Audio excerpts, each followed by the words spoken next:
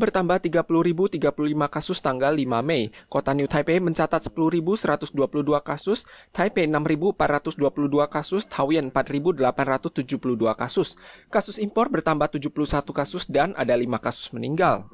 Kini ada lebih dari 50.000 penderita positif yang menjalani perawatan rumah. CCTV menyatakan mulai hari ini pelaku tes rapid di rumah yang hasilnya positif baru akan dinyatakan tertular setelah konfirmasi dokter. Jumlah terdiagnosis juga dikhawatirkan mencapai lebih dari 75.000 orang tanggal 11. Gejala sedang dan akut dirawat inap di rumah sakit, sementara penderita asimptomatik dan gejala ringan baru akan dirawat di rumah sakit bila telah berusia di atas 80 tahun dengan masa rawat inap tidak lebih dari 5 hari. Bagi yang berusia 70 hingga 79 tahun dan 65 hingga 69 tahun yang tinggal sendiri, dan usia kehamilan kurang dari 35 minggu ditempatkan di pusat karantina terpadu atau hotel karantina yang lebih komprehensif. 责无症状者住院以5天，以不超过5天为原则。 Selain itu ada kasus meninggal lokal yang menimpa seorang wanita bergejala akut usia 20-an tahun. Ia telah menerima 3 dosis vaksin BNT dan tidak menderita penyakit kronis. Dokter menilai hal ini merupakan kasus langka dan warga tak perlu panik. Namun tetap mengingatkan bila terjadi asma dan sesak napas saat berjalan atau gejala aritmia, segera pergi ke dokter.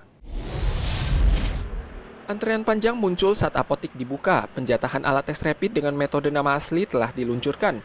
Banyak warga yang hendak membeli namun tak kebagian karena telat. Kini bahkan muncul fenomena penjualan ilegal di internet. Diduga ada warga yang membeli dengan metode nama asli dan menjualnya dengan harga mahal.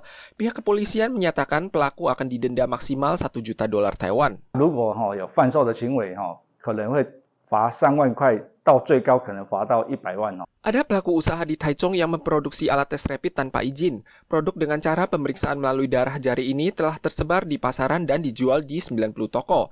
Lebih dari 230.000 telah terjual dan lebih dari 70.000 unit telah berhasil disita. CCC mengungkapkan tahap kedua penjatahan alat tes rapid metode nama asli akan diluncurkan tanggal 15 Mei. Kini muncul gejala hepatitis anak yang sumbernya tidak jelas di seluruh dunia sebanyak hampir 300 kasus di 20 negara. Penyakit hepatitis misterius ini pertama kali ditemukan di Inggris. Kini telah muncul dan penyelidikan tengah berlangsung di kawasan Eropa, Pasifik Selatan, dan Asia Tenggara. Kasus pertama hepatitis anak ini ditemukan di Skotlandia pada anak di bawah umur 10 tahun. Kini investigasi tengah dilakukan terhadap lebih dari 140 kasus di Inggris. Walau ada 10 anak yang membutuhkan donor hati, mayoritas merupakan gejala hepatitis ringan. Pertama-tama, anak akan menderita muntah, diare, dan penyakit kuning. Dari pemahaman awal diketahui bahwa hepatitis misterius ini berkaitan dengan sejenis adenovirus yang umumnya ditemukan. Selama pandemi, adenovirus turun ke tingkat yang amat rendah dan kini muncul pada tubuh anak. 3 orang anak di Indonesia meninggal akibat hepatitis. Pihak berwenang sedang menyelidiki apakah sumber penyakit ini berkaitan dengan serangkaian kasus hepatitis tak jelas tersebut. Banyak warga Ukraina yang mengalami cacat luka akibat serangan Rusia. Seorang perawat di Ukraina menderita putus pada kedua kaki dan ibu jari lengan kirinya akibat ranjau. Setelah sembuh dari operasi, ia pun menikah di rumah sakit dengan kekasihnya. И только успела крикнуть «Зай, глянь!» и он смотрит, а я подлетаю. Saat operasi, dokter terpaksa mengamputasi kedua kaki dan 4 jari tangan untuk menyelamatkan nyawanya. Oksana telah berpacaran dengan kekasihnya selama 6 tahun dan memiliki 2 orang anak. Ia takut kedua anaknya akan melihat penampilan fisiknya. Ia putus asa hingga tidak bersemangat hidup lagi. Kekasihnya tak pernah meninggalkannya dan setelah pulih, keduanya menjalin ikatan pernikahan di rumah sakit di bawah taburan berkat banyak orang.